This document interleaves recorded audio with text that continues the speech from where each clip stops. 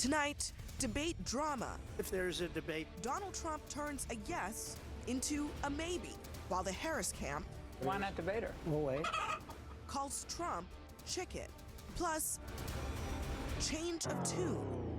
I'm going to work to get him elected. RFK goes from calling Trump a buffoon to betting on him to unify the country. Also,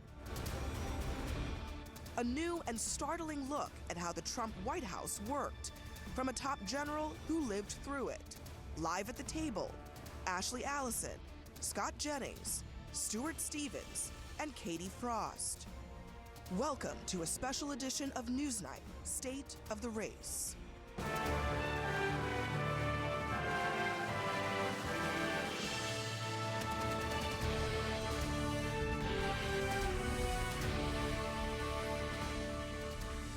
Good evening, everyone. I'm Abby Phillip in New York.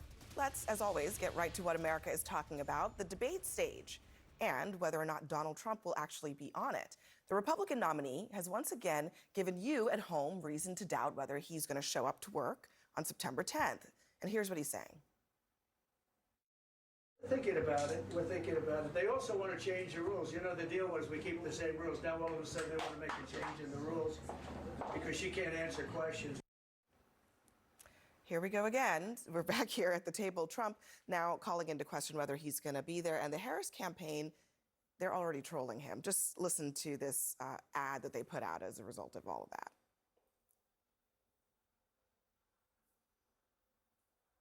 that. Why not debate her? We'll wait. But because they already know everything. They say, oh, Trump's, not doing the debate. That's the same thing they'll say now. I mean, right now I say, why should I do a debate? I'm leading in the polls. And everybody knows her, everybody knows me. He doesn't want to debate her, Scott. Well, first of all, as the only bona fide chicken farmer at this table, That's why I came to you I am first. offended. I am offended by this. He does want to debate her. He's going to debate her. In fact, he wanted to do like 3 debates, and she agreed to this one. And he agreed to the rules against Biden. Now she wants to change the rules, even though these were the rules they used against Biden. Shouldn't he be happy that the rules would be that he can say whatever he wants? Like, I mean, if he really wants to debate her, that would be what he would want. I don't know. They're going to debate. He needs to debate because he's going to have to hold her to account for her record as vice president, her positions when she ran for president, her record in the Senate, because no one else is going to help him. And the idea that they're calling him chicken when she won't answer a single question, a hard question from a journalist right now, is a little rich to me. So, but I think they'll do it, and I think they both have reason to need to show up. They both have something to prove. I mean, I think he's just getting a taste of his own medicine. For the last 8 years or so, Donald Trump has mocked, baited, said nasty things, even most recently as this week. And the Harris campaign is just poking at him, poking the bear and seeing what Donald Trump will show up.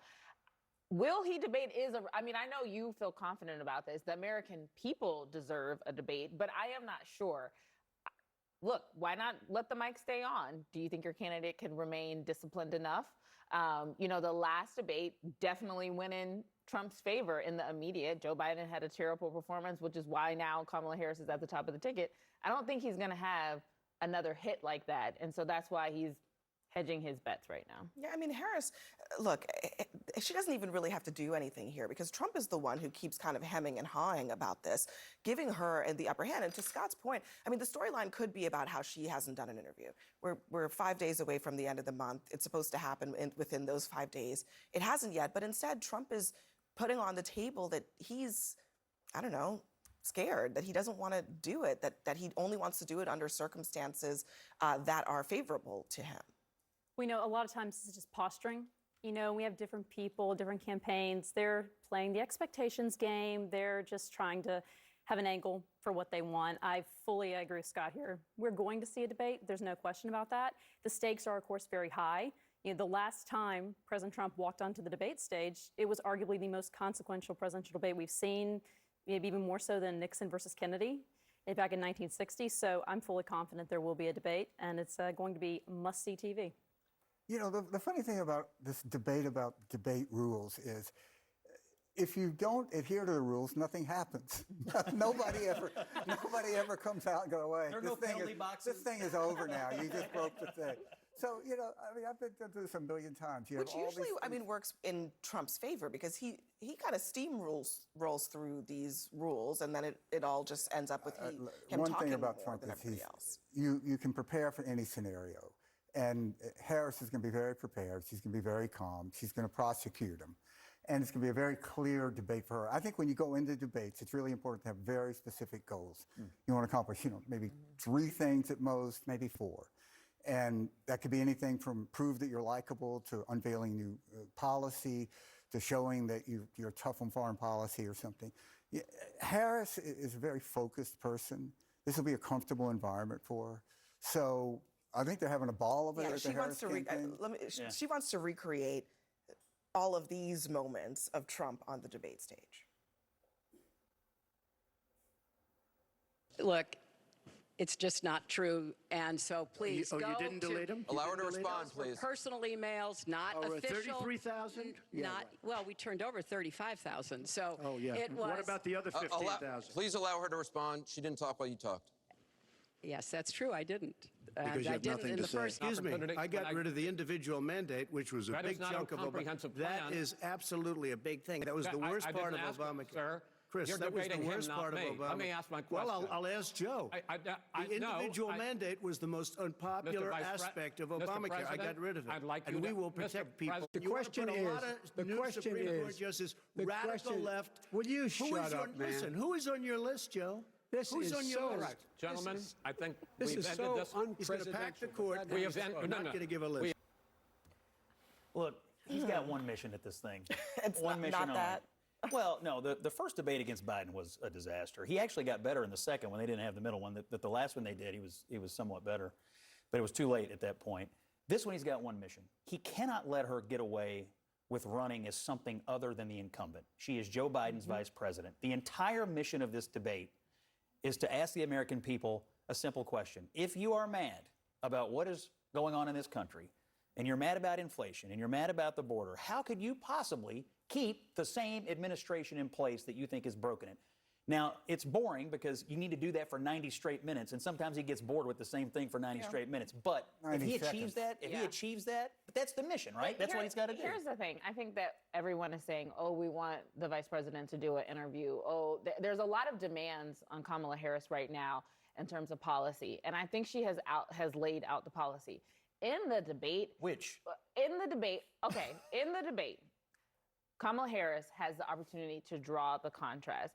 It's not like Donald Trump has rolled out a mile length of policy other than we don't want this, we hate this, we don't like this, we want to take this back, we want to take this away from the American folk. He's not telling you how he's going to bring inflation down. He's not telling you if we had another global pandemic, how he would lead better. He's not saying why he doesn't have his current former vice president on the stage in a couple of weeks because he charged the insurrection. Kamala Harris has a great opportunity to draw the contrast. And while so many people are making demands on her, she can say, what are the demands you have of him? And when they go toe to toe, I think the American people will align with her. You know, I think the way Trump is going into this mentally is a disaster for him. And I think his campaign knows it. He's going to he doesn't respect the vice president. And that's going to come across. Yeah, he called her dumb several times today. He has a problem with women. He has a real problem with black women in power. And this is going to come across. I think this is going to be a very bad night for Trump. I don't think it's going to be about policy or anything. I think it's just going to be about what vibe you get from these two people. The demeanor. And I just, you can't coach this guy. He's like an athlete who's uncoachable. Well, he said, okay, I got to play this for you, Stuart, because this is what he told reporters today. I'm not spending a lot of time on it. I think my whole life I've been preparing for a debate. You know, you can go in and you can have all sorts of sessions. I watched Mitt Romney go in and he worked so hard. 4 weeks he locked himself into a log cabin and then he developed lockjaw. He couldn't speak. You have to be real. Well, wait, the first debate we were good. Scott and I were there. Scott and I were at those. We were good. Scott and I were at those debates. They were actually kind of The fun. lockjaw part was the part I was like, wait, what? It's just the guy. It's, you know, there's always this need to try to make sense of what Trump is saying, like it may be part of some strategy. Otherwise, he just kind of comes across as a blithering idiot, when the truth is he's just sort of a blithering idiot. And he says this stuff, it has no meaning, it has no focus to it. And he's an angry guy. He thought he had won. And I've seen this, Scott, you've seen it too in campaigns. When a candidate thinks they've won and something happens and that gets taken away, that is a really rough emotional moment. And it takes a lot of maturity to deal with that, if you can. And he is living through that very publicly right now, where he felt that week. I mean, we were right on the set with each other, Scott. You felt that the campaign was locked up. Oh, we were on our way to a landslide. I mean, the different. Republicans were going to have a landslide. Any Democrat will tell you that's what they were mentally preparing for. And so everybody believed that. He believed it. By the way, he's still also, I think, living through... I don't agree with that, but anyway. You don't think we were going to have a landslide against Biden? No, I think that Trump... Then why don't they still have him, Stuart? Wait, I guess regardless of whether or not... Because he had a terrible debate and he's too old to be president. Here's the it's test pretty of clear. a leadership. But look, I think Trump has a ceiling. He's never broken 47%. He won with 46.2%. We lost with Romney when Romney got 47.2%. And he lost by 7 million votes. I just don't see where he's getting new customers. Here's the thing about leaders is that you have to be able to be nimble and adjust. He can't even adjust to a different opponent. He thought it was going to be Joe Biden. It's not Joe Biden.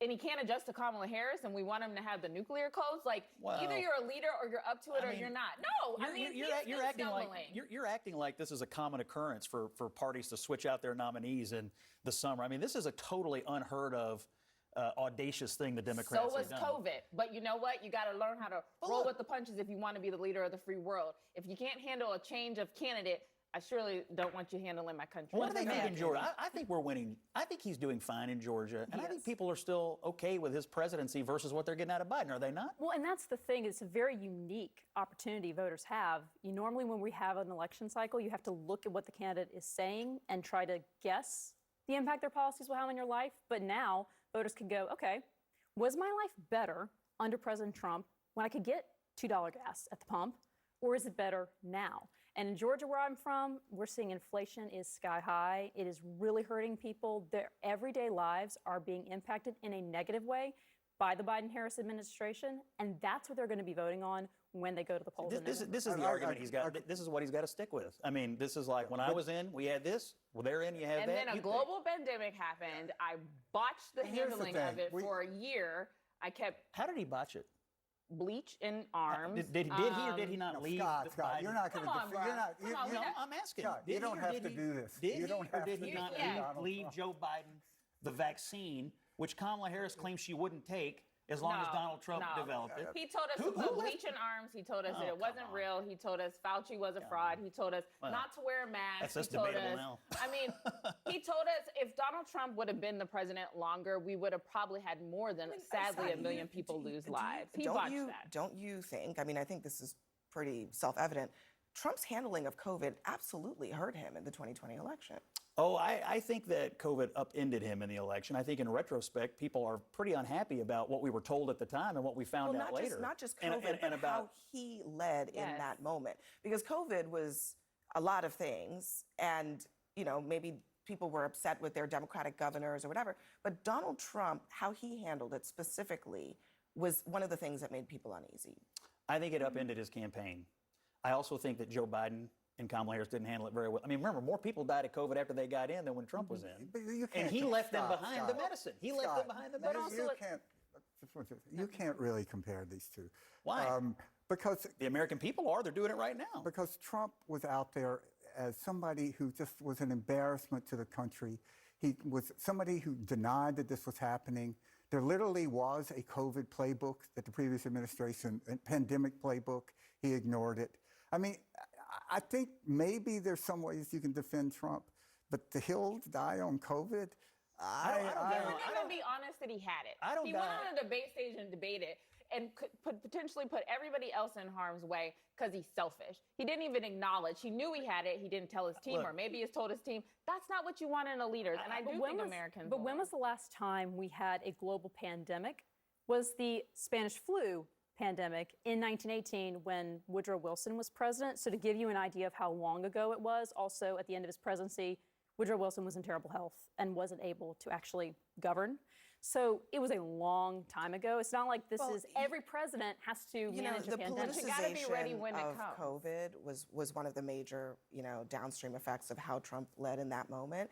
And you could argue that the reason there were so many deaths after Trump left office was because you could almost predict the death toll based on whether you were in a red state or in a blue state, which is just You could sad. predict. So you're saying that Trump's responsible for everything he did and for the Biden I'm just saying that making public health about politics was a mistake. That's right. Everyone, stick around I for agree. us. Ask Aunt Randy Weingarten. Coming up next, is this what unity looks like? RFK and Tulsi Gabbard line up behind Donald Trump, papering over long histories of saying not so nice things about the Republican nominee. Plus, a Trump insider tells all. H.R. McMaster has pulled back the curtain on what he saw inside of that Trump White House. This is Newsnight, State of the Race.